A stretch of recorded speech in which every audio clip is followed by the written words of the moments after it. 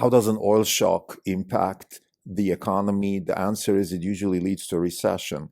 We want to discuss a paper by Ben Bernanke, actually, and a few of his co-authors written in the late 80s, how the oil shock in the 70s and also before, how energy shocks in general impact the economy. And the answer is it does actually affect a recession. The question is it the response of the Fed or is it the actual energy shock that causes this type of reaction to the economy? This is a Not Even Wrong podcast. It's March 15, 2022. This is Krim Delko. Since the last update, we are down 1.5%. The market is flat. For the year, we are down 32.3%. The market is down 11.8%. We're underperforming by 20.5%. So the question is, how does an energy shock typically affect the economy? And the answer is it leads to a recession. This is what we expect happening also in this particular energy shock that we're having right now. And the question is, we are discussing here a paper that Ben Bernanke wrote. And I think the reason we're going back to academics is because we don't want to have this conversation just on the anecdotal level. We want to have a little bit more meat around the bone. So that's why we're going back to, let's say, an academic paper written by people who are actually instrumental in the Fed, because we believe that this will be driving the next couple of quarters in terms of financial assets and the stock market and interest rates and all these things. So that's why we're focusing on this.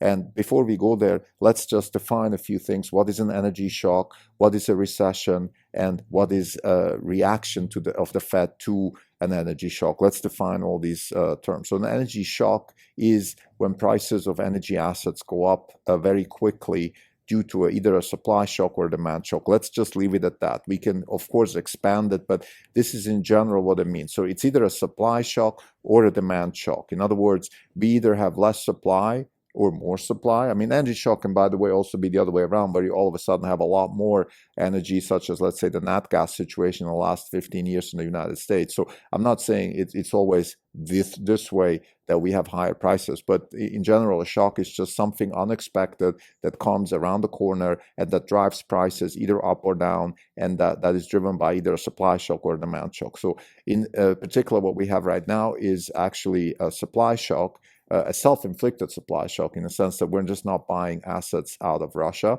and therefore we have less energy available for the global economy. This is in general why there is a shock, and this happened in the last couple of weeks. So this wasn't something that you can prepare for, that people could have adjusted their supply chains for, and all that stuff. So that's why we're having inflation right now. This is just the law of economics. There's nothing you can do. If you're a producer and you're buying assets out of Russia and all of a sudden you can't buy assets out of Russia, you have to buy them from somewhere else, you will have higher prices. There's nothing you can do about this. Now, over time, this will settle because of a couple of things. One is supply chains will react. So, for example, a nat gas producer in the US will produce more nat gas and compensate for the nat gas which is lost through the Russian boycott.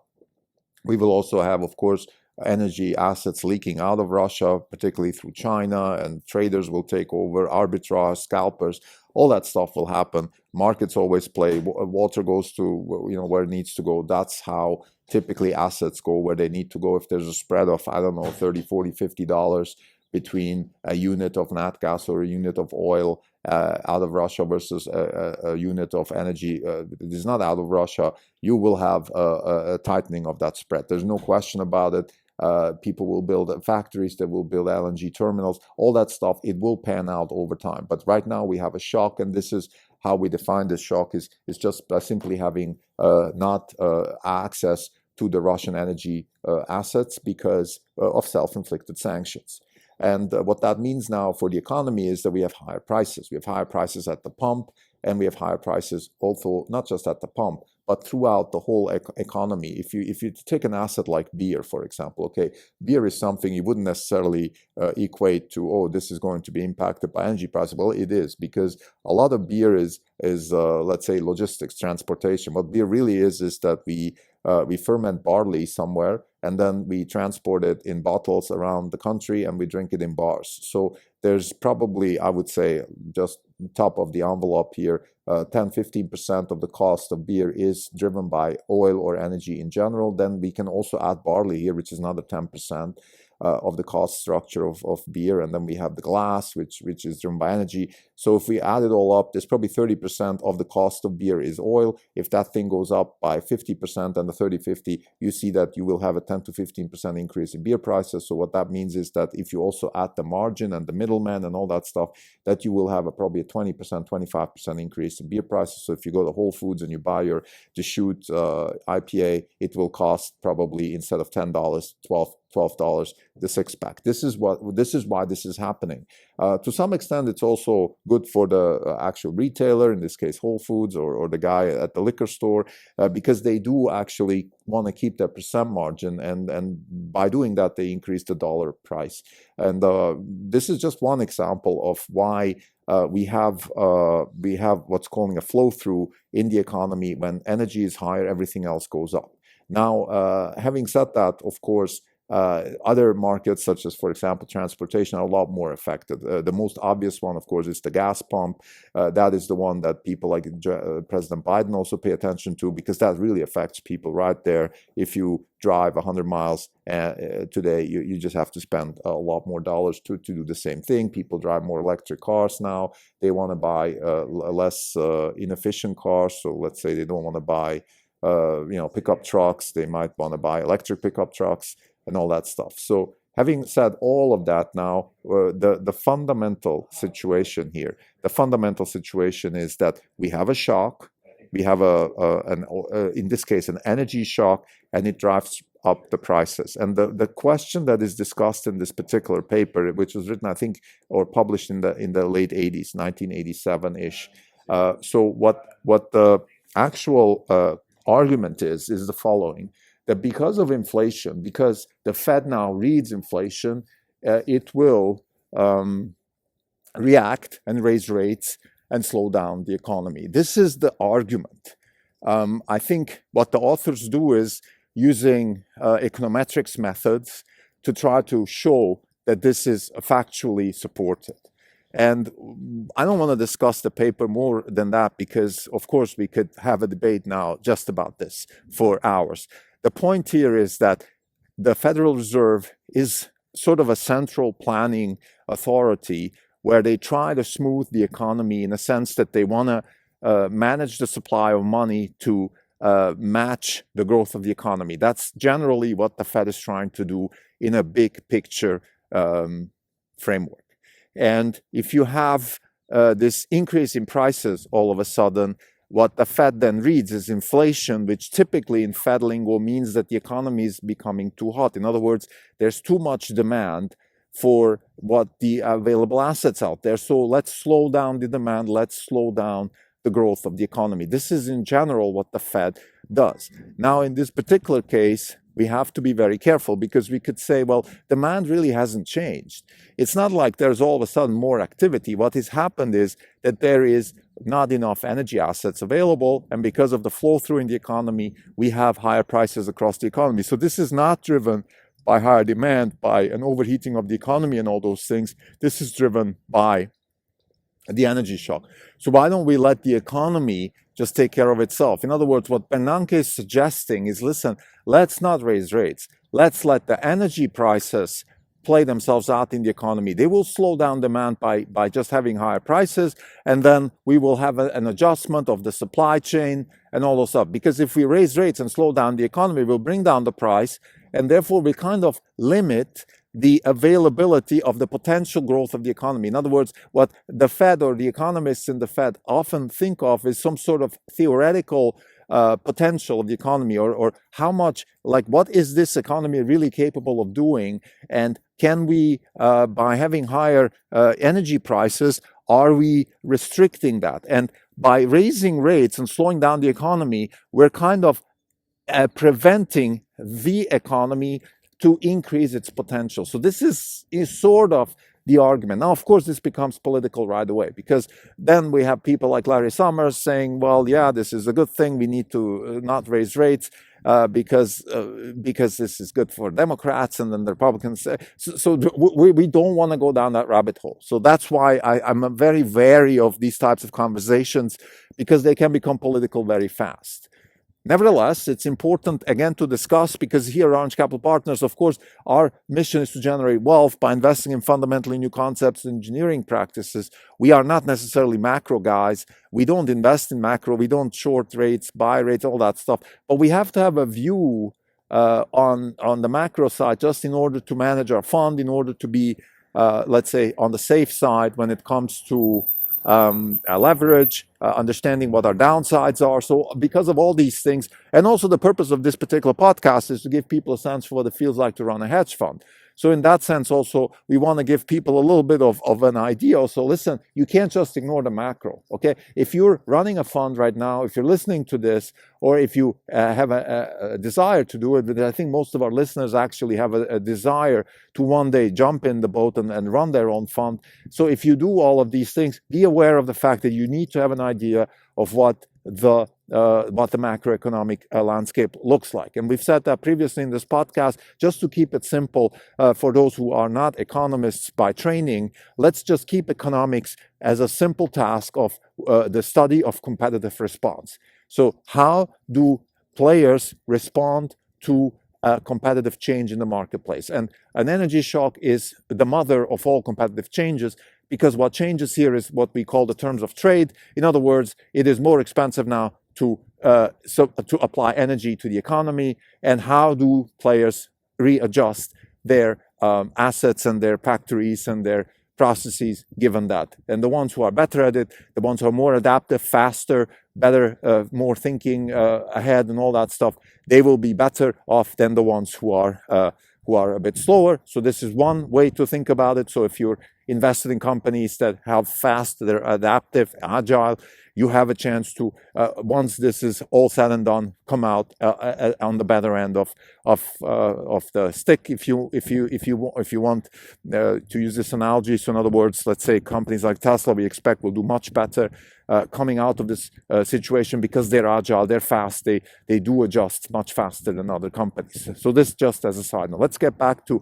this conversation. So of course, all of this is nice. Now we have this paper by Bernanke. We have this assumption that maybe the Fed shouldn't do much here because the oil prices will take care of themselves. And this is what we believe at Orange Capital Partners. Actually, we believe that the Fed should not do, actually won't do much. Maybe raise rates by 25 basis points and then retract very quickly, because we will have a recession. This is the fundamental thesis. We will have a recession. The recession is driven by this energy shock, but it is also driven by what we call the post-COVID privileges, which are being taken away. In other words, let's say people who have been receiving help from the government, who have been receiving massive helps in forms such as, for example, not having to pay rents and all that stuff. All of that is going away, and that is creating a drag on demand, particularly at the low end of the economy, which has been driving this boom in the last 15 months, or during the COVID. We had this a perverse situation that you couldn't buy furniture in stores, you couldn't buy sneakers, you couldn't buy this, you couldn't buy that. All of that was driven by what we call low-end demand, in the sense that, people that have not been spending a lot on furniture or sneakers are now spending more because they had access to money and they spent it right away. We've also discussed this in conversations, let's say, after the PayPal earnings call, which was a very interesting earnings call, where the CEO said that a lot of people took a PayPal account when they got the checks from the government, $1,000 here, a few $100s there. They opened the account, they spent the money, and then never used it again, which is just an anecdotal, factual, actually, evidence of something which we also at Orange Capital Partners believe in, that this wasn't really a sustainable long-term situation where people took the money, invested it in something, and built something on it. They just spent it on consumption. And this is all going away. So in other words, what we believe will happen in the next 2 quarters is we will have a recession, and we believe that the recession will happen on its own. And if the Fed doesn't get involved, basically the Fed should not do much. Again, maybe 25 basis points just symbolically, but I think they shouldn't even do that. They should just stay put and let the market take care of itself, because this energy shock, it's not just an energy shock, it's also a metal shock. A lot of commodities that come out of Russia, they will take some time to flow through the economy through higher prices, and also they will find ways they leak through China, and people also will adjust their supply chain. So once all these things are done, let's say in 2 quarters or so, then we will have a mitigation of this inflationary effect, and then we will have an acceleration of the economy. So this whole energy shock is kind of taking away the necessity of the Fed to actually move. This is our thesis. This is the way we stand here at Orange Capital Partners. So our prediction is that rates will not rise, that we will have, that rates will stay put. They will hover around this 2% level now in the 10-year for a while. You will have swings like yesterday where we were up 14 basis points from 2 to 2.14%. But in general, I think the rates will hover around this level. And we will have a recession driven by the energy shock, driven by the Russia shock, driven by the post-COVID adjustments. Once all this thing is, and if the Fed doesn't get involved, we believe that this recession can be relatively mild because the companies will adjust. They're already adjusting. Companies, Agile. We are very agile. Let's talk about something else right now. And this is the comparison between now and the 70s. A lot of people use that because history rhymes. It might not repeat itself, but it rhymes. Well, it does rhyme in a sense, but we have to be very, very conscious about one thing. The US economy today is very different than in the 70s. In particular, the dependence on oil and the dependence on any kind of commodity stuff that comes out of Russia is a lot less. So if we use the same analogy, like in the 70s, where we were boycotted by Saudi Arabia in those days, and probably also to some extent by the Soviet Union and all that stuff, today it's very different. Today, first and foremost, the US economy, in terms of market cap, of course, is driven by technology, digital technology in particular, to some extent also physical technology, namely Tesla and other such companies. But overall, tech is much, much more important. And then we also have a much, much higher sort of secondary, tertiary impact. So services around tech, there's a job description, for example, chief blockchain editor at a VC here in Silicon Valley. That's a job description that did not exist in the 70s. So a lot of jobs like that, Twitter, community outreach professional, those jobs just didn't exist. And those jobs are a lot less dependent on commodities coming out of Russia. Actually, the one impact where Russia has a lot bigger impact today than in the 70s is cybersecurity. Again, that's, of course, driven by non-commodity type stuff. You might have inflation in cybersecurity professionals, but that's a different story. So let's get back to, so we have a different economy. We also have a different China. Let's not forget China here. In the 70s, when we had the Saudi Arabian oil shock and all that stuff, China did not exist. It was irrelevant. It was still in the Cultural Revolution and all that. So today, China is a big player. China is a big player on the demand side, but also on the mitigation side. China will adjust their supply chains, let's say for nickel and all these types of things. China will adjust also in terms of buying sort of the stuff that is supposedly being sanctioned out of Russia will leak through China into the global economy, either directly, meaning the Chinese traders will buy it and sell it to, let's say, Europe, or they will just buy it and then therefore not buy other assets, which then can go to Europe. In other words, we will have a much bigger role, also China playing as a scalper here and mitigating this situation. I think the US and anybody else who is interested in those sanctions will be gladly closing an eye on these types of situations, because I believe that it is in everybody's interest to, on the one hand, sanction Putin, but on the other hand, also keep a door open so that we don't have too much of an impact on the global economy. And also you need to let the wildest animal should always have a sort of a way out. You can't sanction 100%. This is what they've done with Iran, for example, and other types of sanction countries. So in a nutshell, I guess as a summary, what I'm saying here is that we expect the Fed to stay put because of this Russia shock. The de-Russianization of the global economy will take some time, and I think the Fed should and will not interfere in this because it's a costly process. It's a good process. It's actually good for the economy to de-Russianize because on the one hand, we will, what I mean with de-Russianize is that we have to start thinking of the global economy as a place where we do business without Russia. Russia is not a player. The same way Iran and Venezuela are not playing. We have to assume that the cost of oil and gas and metals is such that Russia doesn't exist. Should they come back at some point, we can, of course, include them in the global economy. We can have maybe lower prices and all that. But overall, we cannot be held hostage anymore to Russia or any kind of rogue regime like that, because it is a lot more costly for the global economy to pretend that we have a global player such as Russia and then be exposed to shocks like this, than if we just take the assumption they don't exist and we build our supply chains around that. So I think that's a good thing. In the short run, it will cost a recession. I think in terms of how much is priced in the market, we don't know. We just don't know. It could be a lot worse. It could be priced. Typically, these things are very volatile. We still have our belief is that if this scenario plays out this year, we could look at Tesla at least coming back to the 1200 level, to the all-time high that it reached early this year. As far as the biotech stocks are concerned, that's a different animal. We believe that they are also driven by extreme selling of mid-sized, low-cap growth stocks, and that if we have a stabilization of this recessionary risk, that then also we will have a very sharp rebound on that front. On top of that, also, we believe that if the prices continue dropping there, that we will see M&A kicking in and repricing those stocks. Thank you.